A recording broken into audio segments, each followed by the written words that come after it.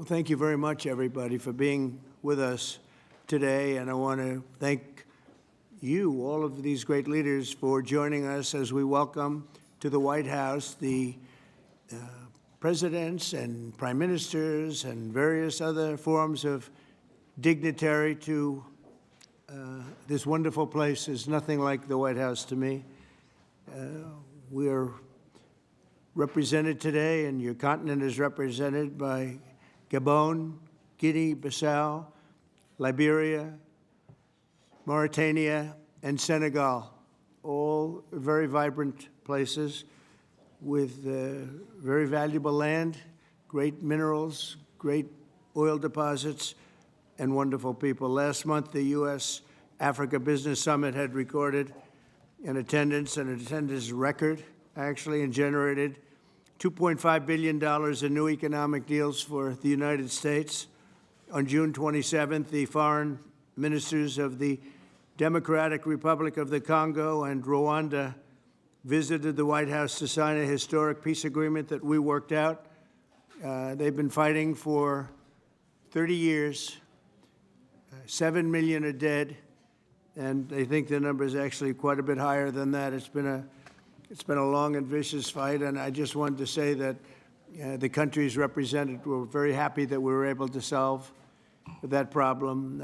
I think over the next couple of weeks, the leaders of both countries will come to sign the final agreement. As you know, we had foreign ministers last week, but we're going to be signing an end to the horrible 30-year war.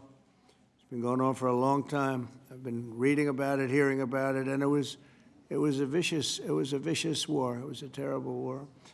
I want to thank our outstanding senior advisor for Africa, Masad Boulos, for helping to mediate this breakthrough. He was very much involved in that settlement. Most people thought it couldn't be done. But there's still much more to be done, and we're going to be facilitating peace also in places like Sudan, where they have a lot of problems, Libya and others. We have there's a lot of anger on your continent, and we've been able to solve a lot of it. My administration is committed to strengthening our friendships in Africa through economic development efforts that benefit both the United States and our partners. And we're shifting from AID to trade. We had AID, or aid as we sometimes call it, right to trade. And trade seems to be a foundation that I've been able to settle a lot of these disputes, like as an example, India and Pakistan, Kosovo, Serbia. I said, you guys are going to fight, we're not going to trade. And we seem to be quite successful in doing that. To that end, we have closed the USAID group to eliminate waste, fraud, and abuse, which was tremendous waste, fraud, and abuse. And we're working tirelessly to forge new economic opportunities involving both the United States and many African nations. There's great economic potential in Africa, like few other places in many ways. In the long run, this will be far more effective and sustainable and beneficial than anything else that we can be doing together. I'm eager to work with each of you on your vital issues and also to discuss security. We've encouraged our staff at the White House to work along with these nations. There's such tremendous wealth there and potential there. We encourage the countries here today to make greater investments in defense, hopefully, of course, buying our equipment, because we do make the best defense equipment. I guess we proved that about 2 weeks ago in Iran, but we make the best equipment, best military equipment anywhere in the world by far. There's nobody close. And keep pursuing the fight against terrorism, which is a big problem in Africa. Immigration will also be on the agenda, and I hope we can bring down the high rates of people overstaying visas and also make progress on the safe third country agreements. And once again, I want to thank you all for being here, and it's an honor for me. Some of you I've met, and some of you I just got to meet, and I think it would be nice if you said a few words to the press, which is right back here. Do we have a camera over here? It'd be nice if you could, oh, there it is. You could speak to the, you don't want to turn your head so much. I do it a lot. It's not pleasant. But perhaps we could start with you. Please. Thank you very much. Great gentleman, by the way. Merci pour m'avoir donné la parole, Monsieur le Président. Thank you for giving me the floor, Mr. President.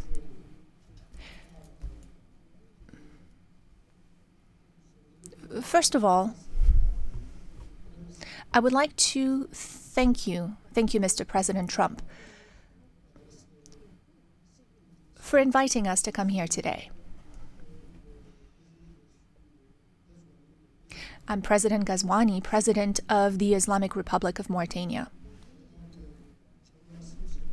Thank you, Mr. President, for this invitation and the invitation you sent to the other colleagues present here today.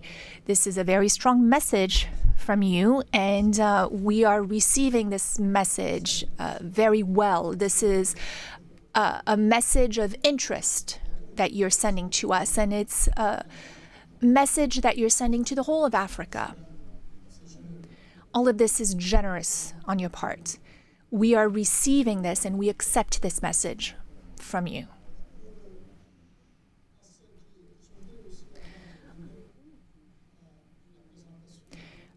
Before I talk about my country, I would like to let you know that we are delighted to see President Trump's commitment to our continent. Mr. President, in the short time you've been back in office, the last few months, you came to the rescue for peace. You did it in Asia with Pakistan and India. The war sort of started, and if it had gone on, the consequences could have been a real disaster.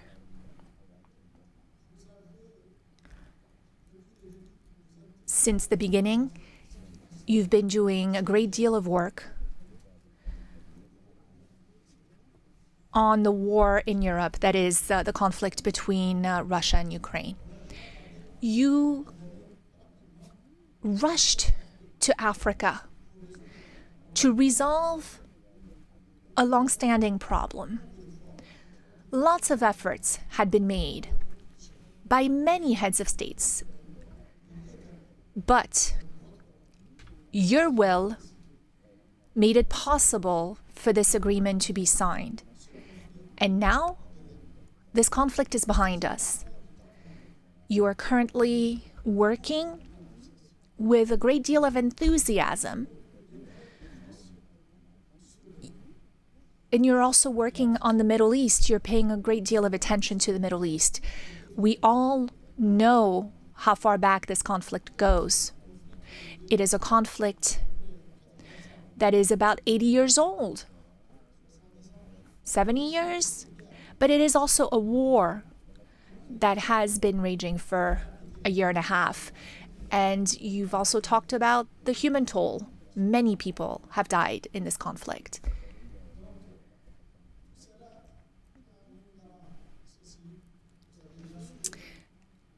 Of course, you also stopped the war between Iran and Israel. That could have been a real disaster for the region. It's a sensitive region to start with.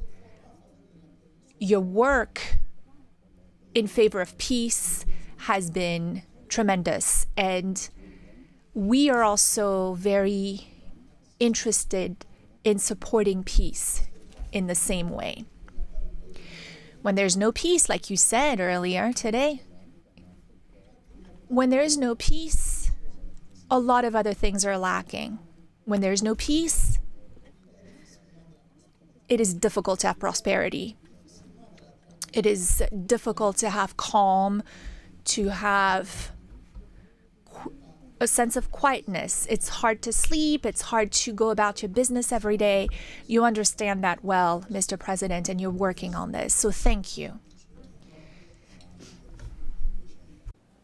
Moi, je suis président. I am the president of Mauritania.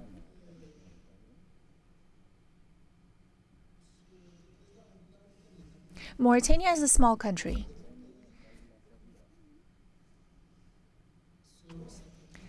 Depending on the criteria you apply.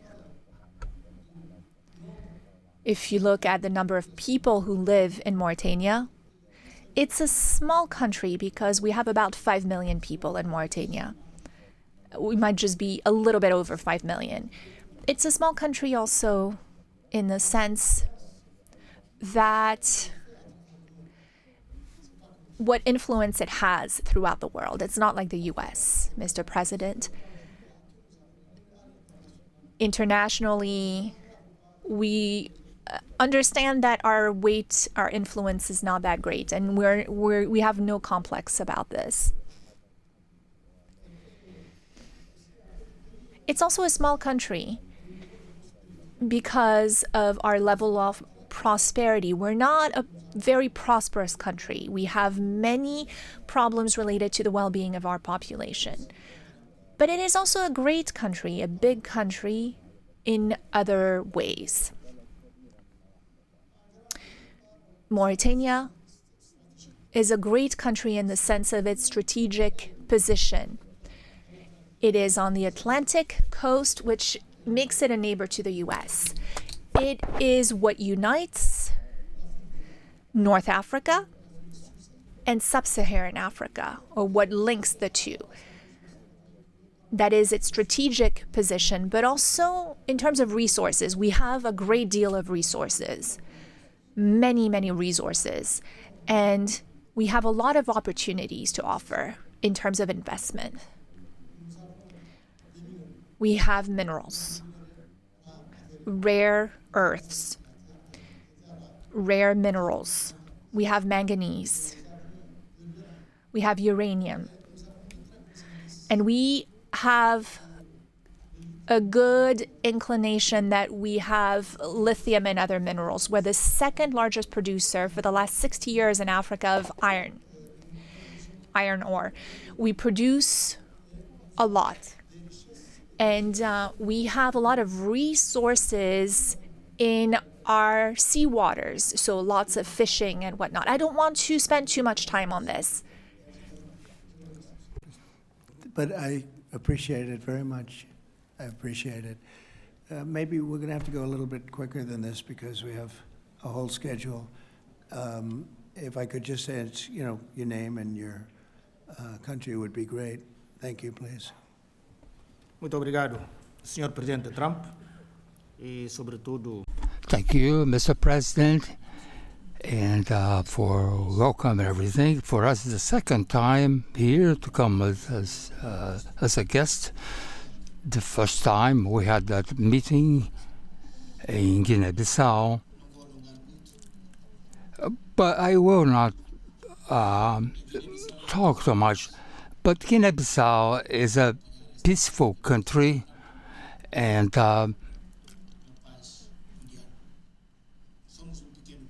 we are a small country, but we are a great state. Not a great state like the United States, but we're a great country as well. And to end, we are be following your dynamics and the war with Russia and Ukraine. And you can count on Guinea-Bissau. Thank you very much. Thank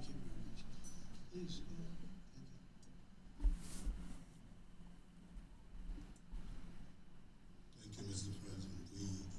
First, let me congratulate you for your recent celebration of your 249th anniversary. We did in Liberia at your embassy.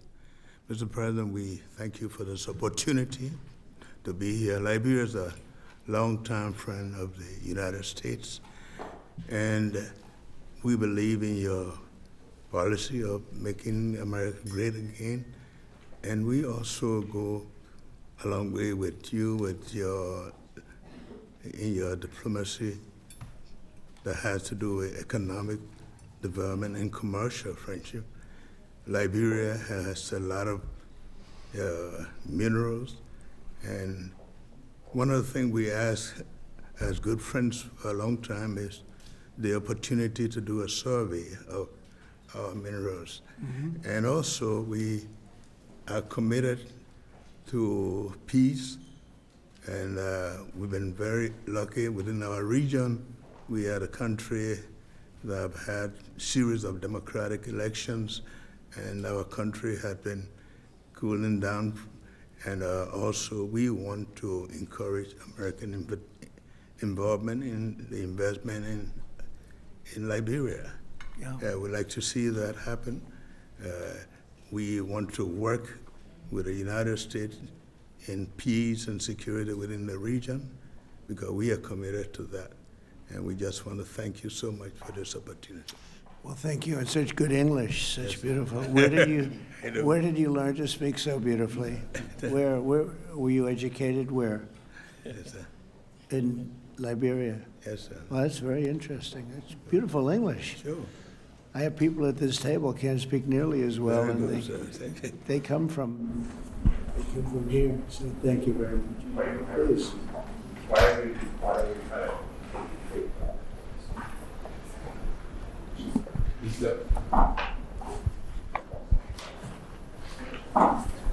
There you go. Thank you. Very good. Hello?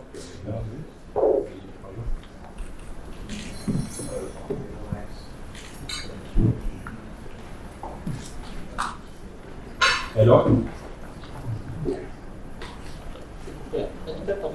think that was the news. They turned it off on purpose. Mr. President Trump, it is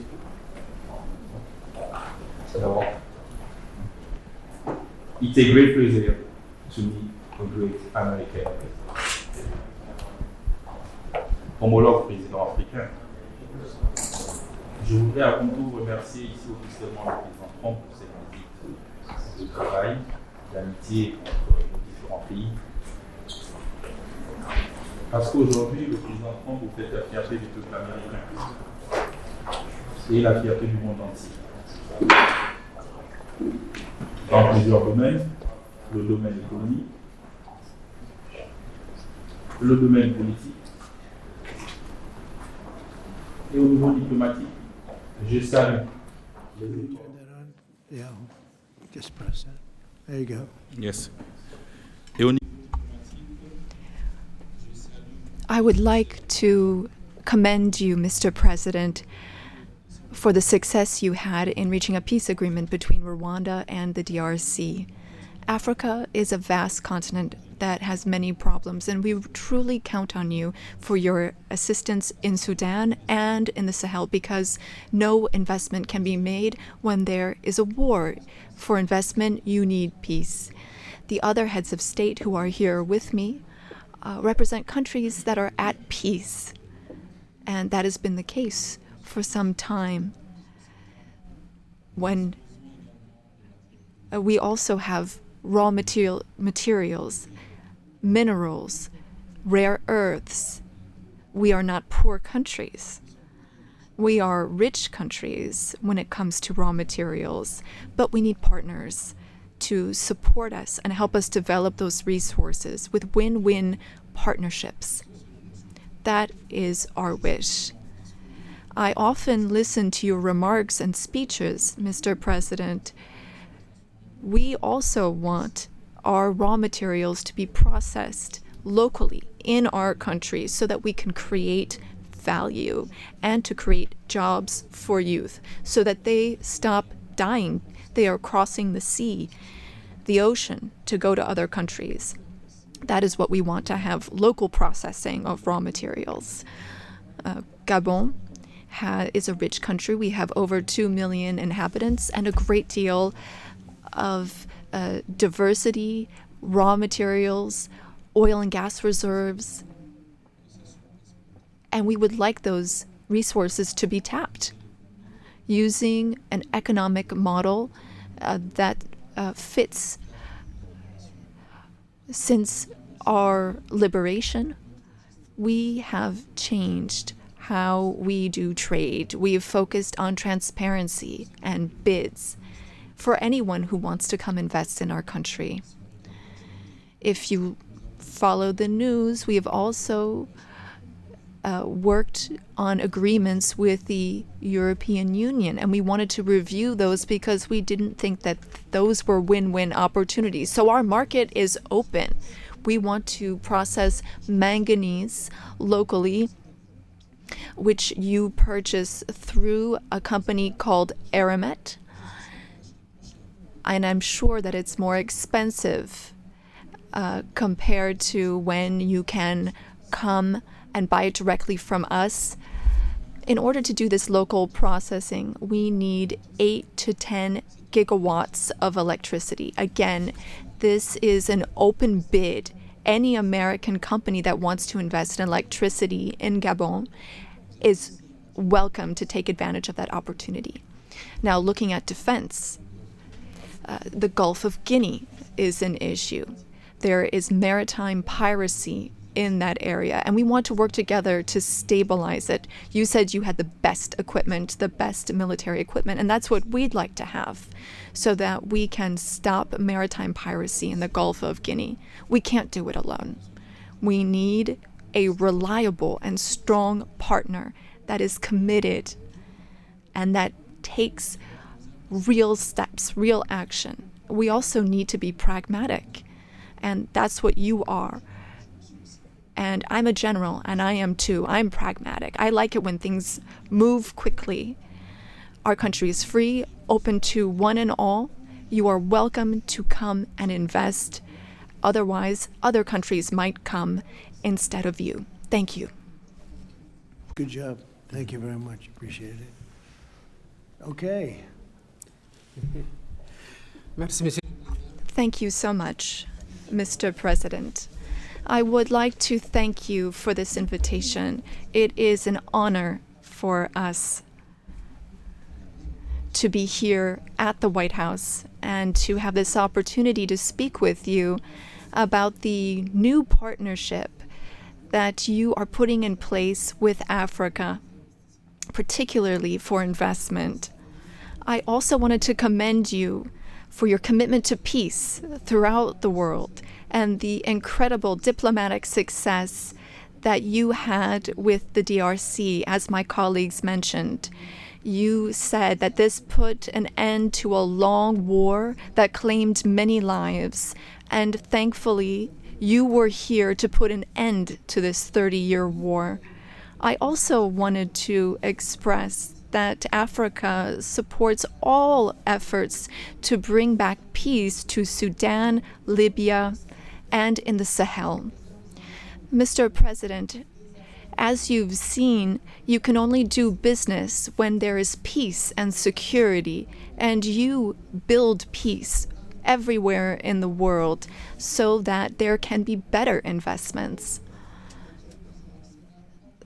The entire world is grateful to you for this. Now, with respect to my country, Senegal, I've been president for some 15, 16 months now, and I want to reassure all American investors about our country's political stability and our favorable regulatory environment, which we are continuously improving upon in order to attract more investment.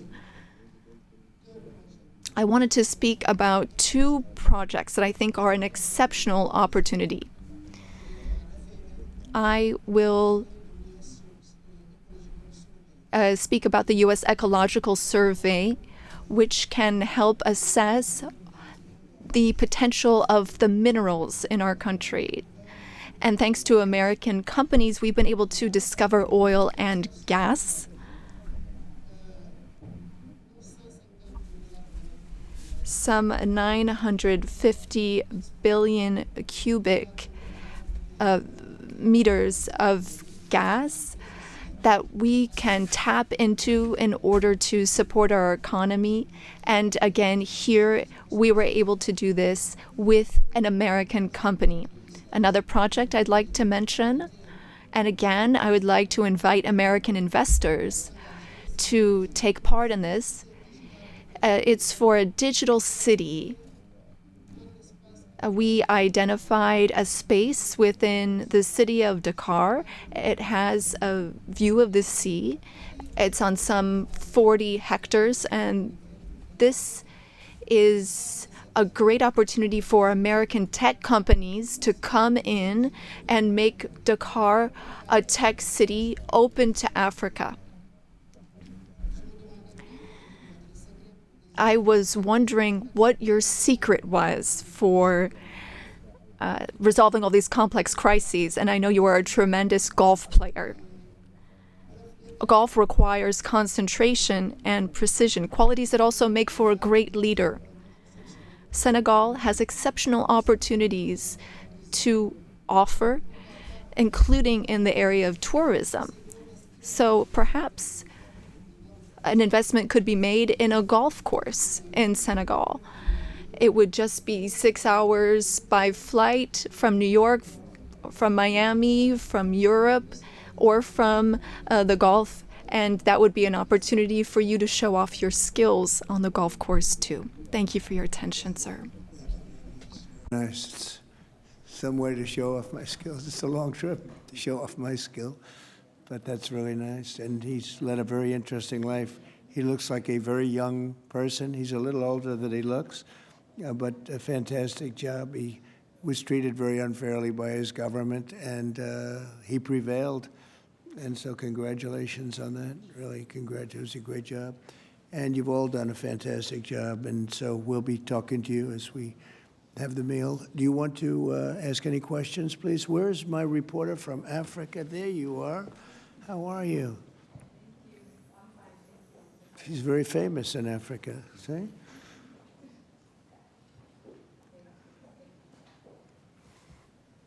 Thank you.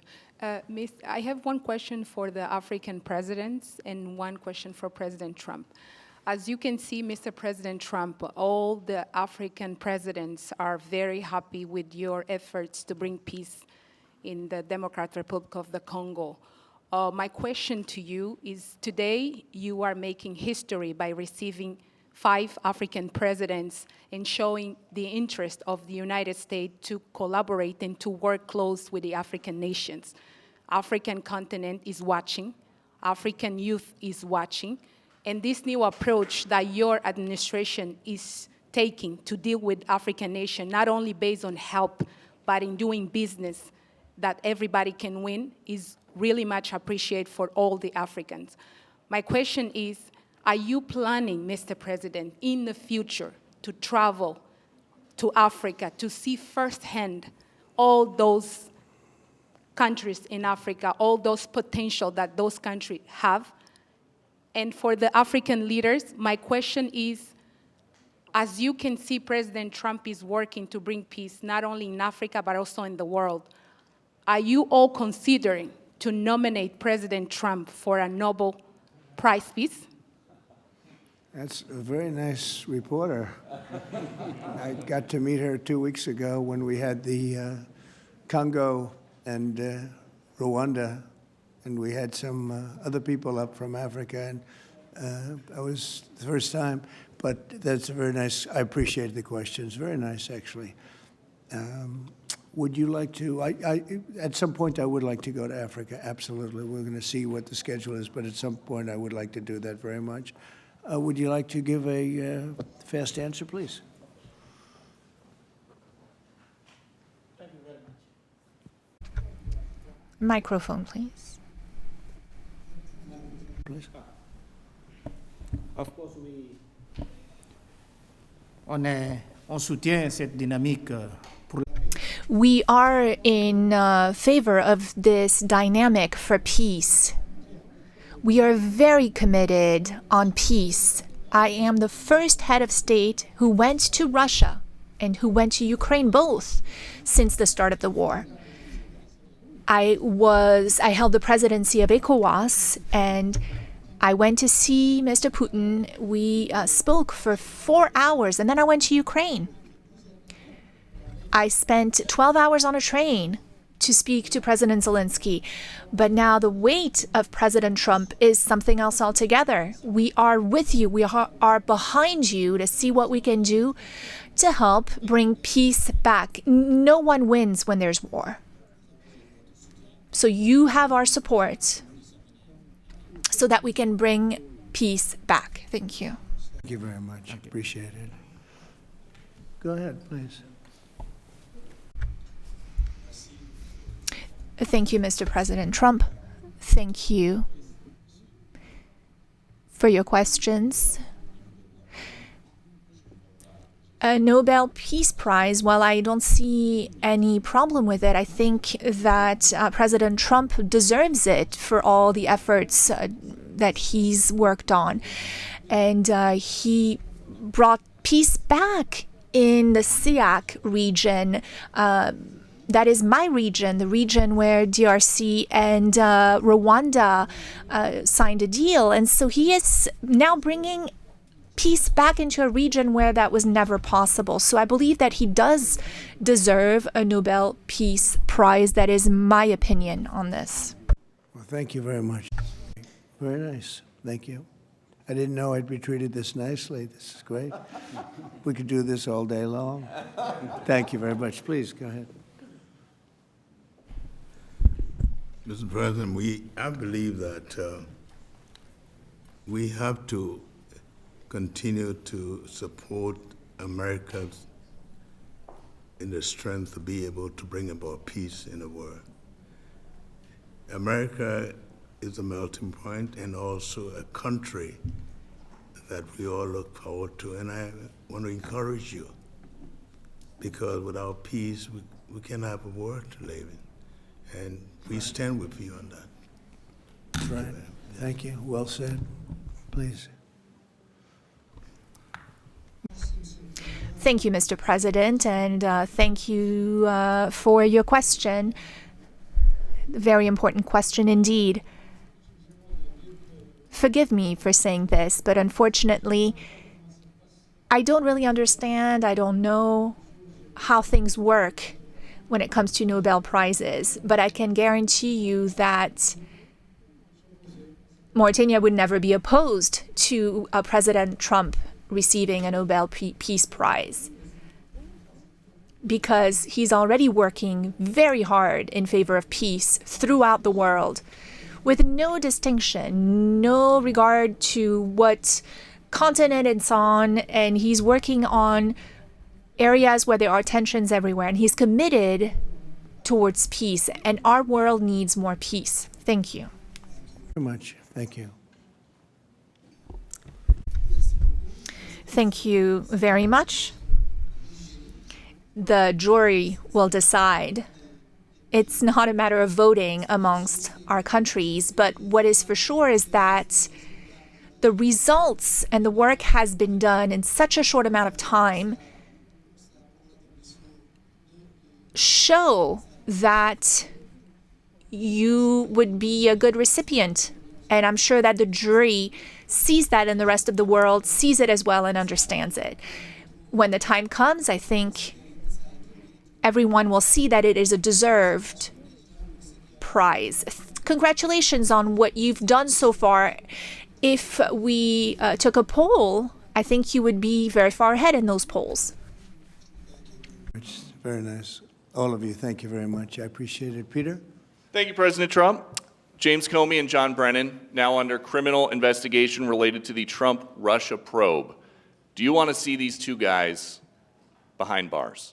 Well, I know nothing about it other than what I read today, but I will tell you, I think they're very dishonest people. I think they're crooked as hell, and maybe they have to pay a price for that. I believe they are truly bad people and dishonest people. So whatever happens, happens. And now, a few weeks after the strikes that you ordered on the nuclear facilities in Iran, there is an Iranian official who says you, President Trump, have done something that he can no longer sunbathe in Mar-a-Lago. As you lie there with your stomach to the sun, a small drone might hit you in the navel. It's very simple. Do you think that's a real threat? And when is the last time you went sunbathing anyway? It's been a long time. It's been a long time.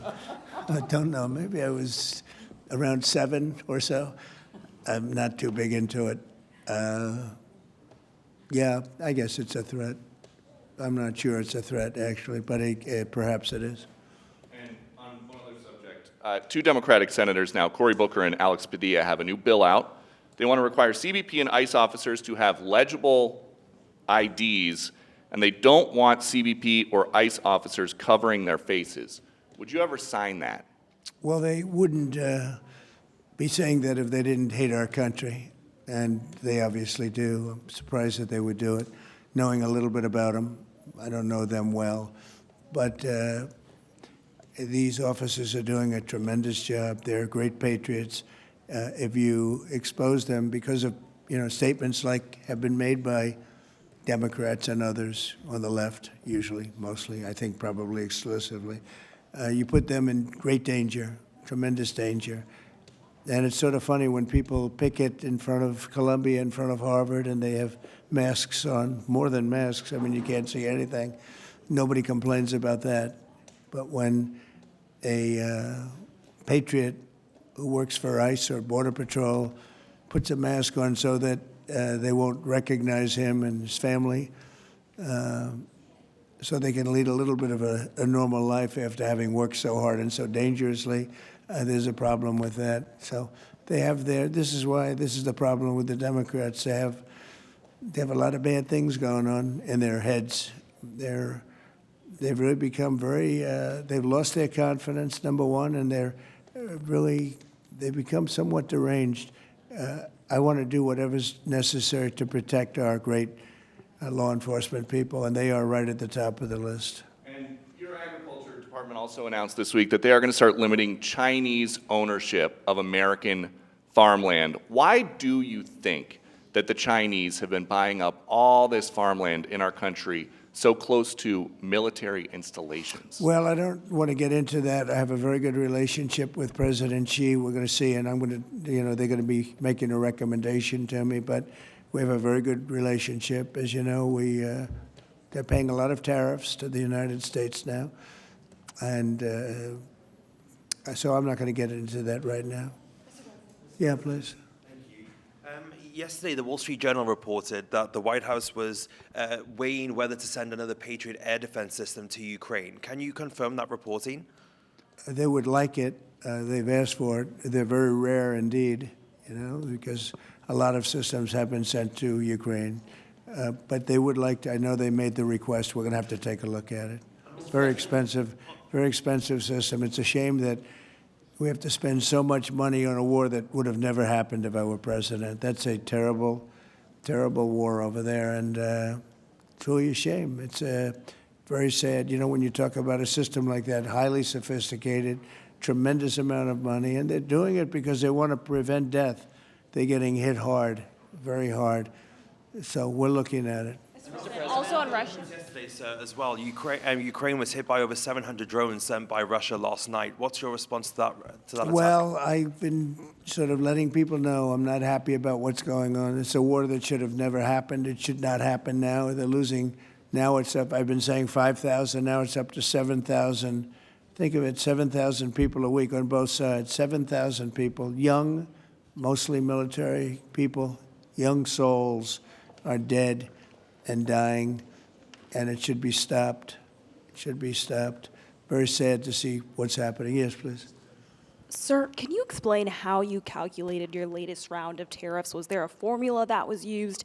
And do you expect any of these countries to face tariffs as well? The formula was a formula based on common sense, based on deficits, based on how we've been treated over the years, and based on raw numbers. And we're going to have a couple of more coming out today. Brazil, as an example, has been not good to us, not good at all. We're going to be releasing a Brazil number, I think, later on this afternoon or tomorrow morning. But they're based on very substantial facts and also past history. You look at the past history. We never had anybody in the White House that understood the numbers or were into it like I have. We've taken in hundreds of billions of dollars in tariffs, hundreds of billions, and we haven't even started yet. And it's going to be a great thing for our country. I think it's going to be a fair thing for the world.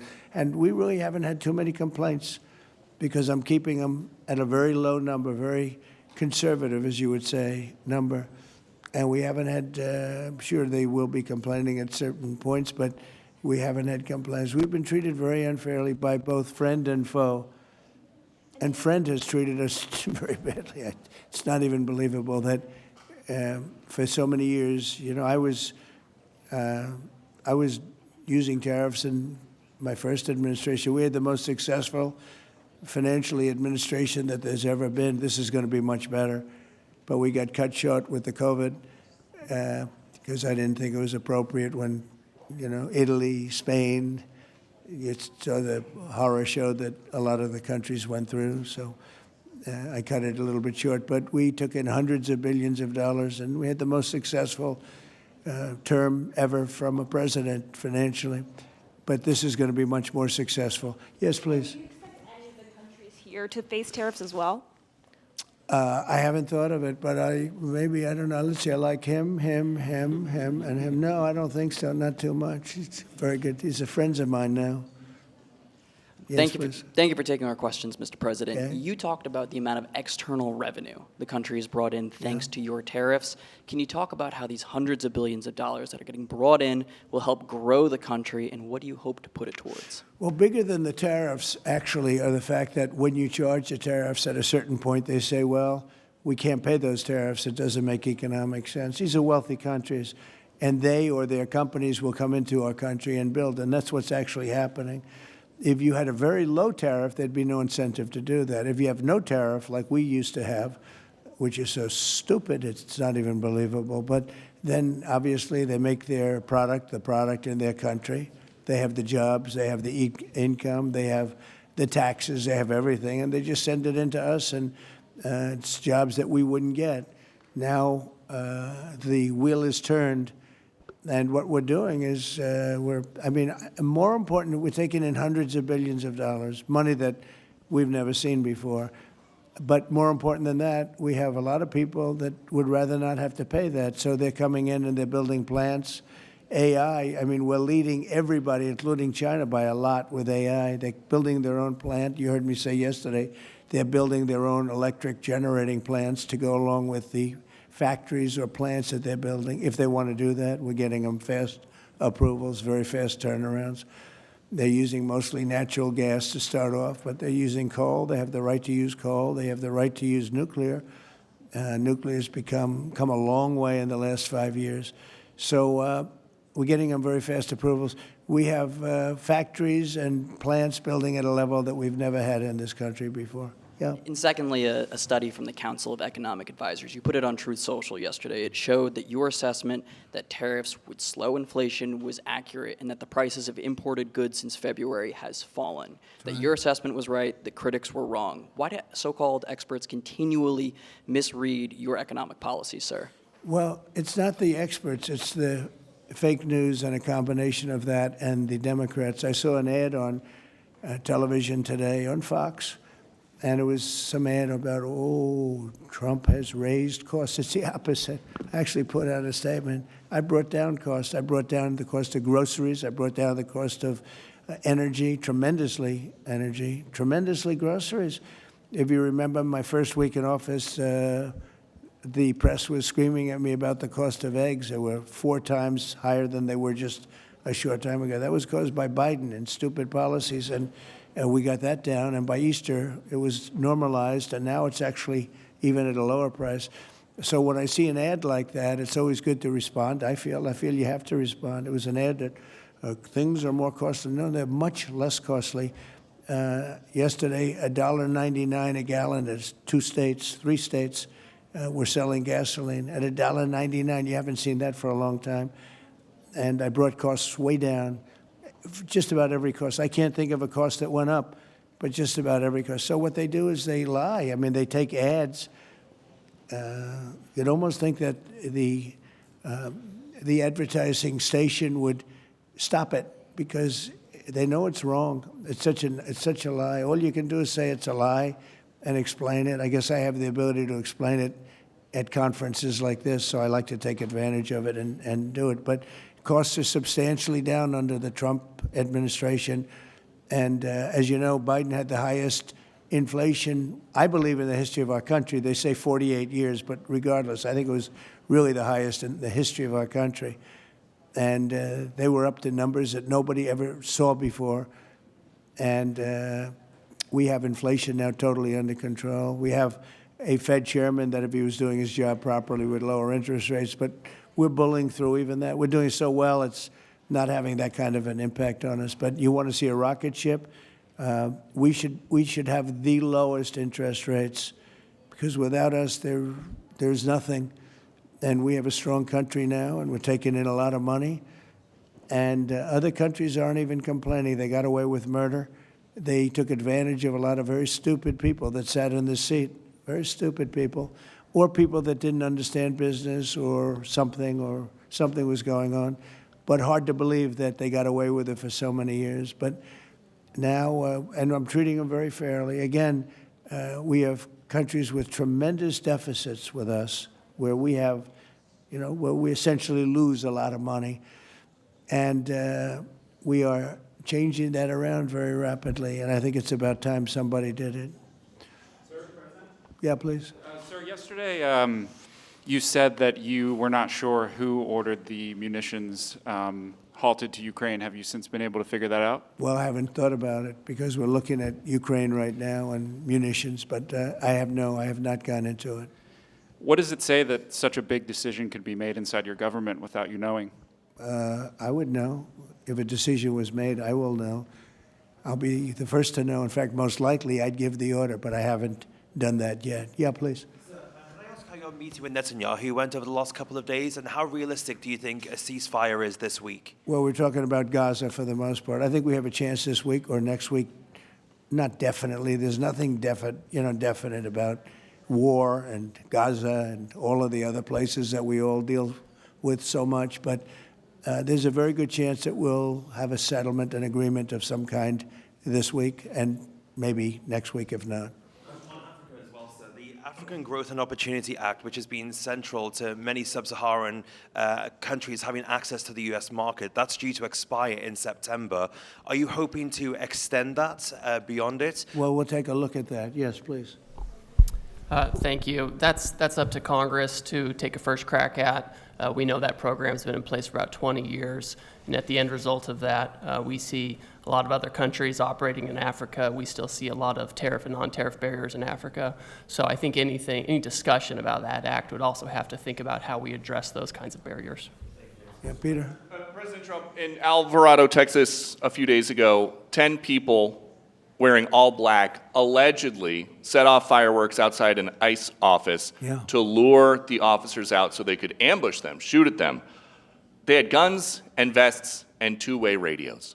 Do you think that this was an isolated incident, or do you think there's a national threat of a left-wing militia that is targeting ICE and CBP?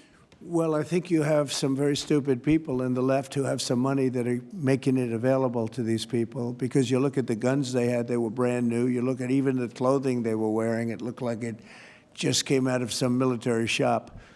So you have some very stupid people that, if anything ever happened, they'd be the first to go. They don't understand that. They'd be the first to go.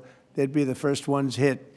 But there is money being put behind people. When you look at the weapons they have, the newness of the weapons, rifles that just came out and they have the latest model. So there's something going on, and we'll get to the bottom of it. And what do you think the penalty should be for these people who are, if they are found guilty, for people Very who stiff. shoot at ICE officers? Very, very stiff. Very stiff. A long time in jail, a long time. And one got hit yesterday in the neck, and he fortunately is going to be okay, but he got hit yesterday in the neck. No good. And what would you think if I read you a quote from a lawmaker who says about ICE, to abolish it, to treat them as criminals or anything that is inappropriate and outrageous? And I told you that that was Democrat John Fetterman. Wow. It's, by the way, I assume when you read that, because you paused in the middle, you're going to have to read that again without the pause. Could you read that again, please? To abolish it, to treat them as criminals or anything that's inappropriate and outrageous. So he's saying that to treat the people that did the shooting is... Oh, okay, good. Because the way you read it, it really... was the opposite. But that's okay. That's all right. I think that's what he meant. No, the new John Fetterman is exactly what you said. He's right. He's right. And we have to protect our police officers, and we will. And we have been.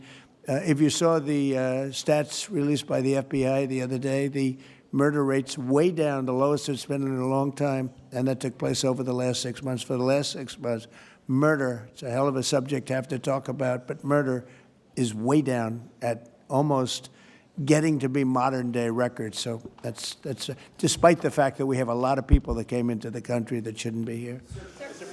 Mr. President? Yes, please. So 2 questions, one on tariffs, the other on the IRS. On tariffs, China is reportedly softening their impact on U.S. tariffs in Africa, announcing last month that they would halt charges on imports for nearly all of its African partners. Good. Does this move by China influence your thinking, your approach to tariffs on the continent? Well, we treat Africa great in many different ways, including with tariffs. But, parts of Africa charge us tremendous tariffs, as you know. And they're going to be dropping those tariffs. They've already informed me they're going to be dropping those tariffs. But we treat Africa far better than China or anybody else, anyplace else. Yeah. And on the IRS says that churches can now endorse political candidates. What's your reaction to this, and how do you expect this to influence some of the work that's afoot on the continent? There's a lot of American churches that are missionaries doing missionary work on the continent. Do you support that? I love the fact that churches can endorse a political candidate. I think so, because we have a lot of respect for the people that lead the church, for the pastors and the ministers and the rabbis and the all different leaders, all different religions, and people respect those people. And I think there's nothing wrong. It was a very big penalty if that took place just a little while ago. They had a thing called the Johnson Act, and it was a very big penalty. I think it's great if a pastor, minister, priest, rabbi, and we could very much go into your religion, by the way, which is something that people are having great respect for throughout the world. If somebody of faith wants to endorse, I think it's something that I'd like to hear, and I can guarantee you, the people that they're with every Saturday or Sunday, or whenever it is they're with, they want to hear from these people, and it was a very severe penalty. Those people were not allowed to speak up. Now they're allowed to speak up. No, I think it's terrific. Mr. President, your administration took new actions against Harvard University today. Are you still optimistic about reaching a deal with the university? Oh, yeah, I think so. Harvard's been very bad, totally anti-Semitic, and they'll absolutely reach a deal. Peter? I just got a text from our colleague John Roberts. He says that we are now reporting the guy who was arrested in the Alvarado, Texas incident for tampering with the evidence was a green card recipient under the Biden administration and a prior DACA recipient. What do you think of that? It's very sad. It's very bad. A lot of them are here. We came in 21 million. I think it's higher than that, by the way, but they say 21 million people came in. Many of them are criminals. Many of them are murderers. 11,888 is what they say are murderers. And they came in through open border policies, no checking, no vetting, no nothing. And we have a lot of that. And despite that, we have crime down, which is pretty amazing. And this is a And long say hello meeting, to so John. Say hello to John Roberts. I will. I'm sure he's watching this right now. A lot of news has broken since we've been in here. Axios says a secret White House meeting between Steve Witkoff, Ron Dermer, and a Qatari envoy on Tuesday led to significant progress in the negotiations over the Gaza hostage and ceasefire deal. What can you tell us about this It's secret very possible. meeting? I will tell you we're getting very close to a deal. I don't know if it's secret or not secret, but it doesn't matter to me. Secret's fine if it gets us to where we want to be. We want to have a ceasefire. We want to have peace. We want to get the hostages back. And I think we're close to doing it. Okay? Thank you all very much. Thank you very much. Thanks, President Trump. Thank you, Peter.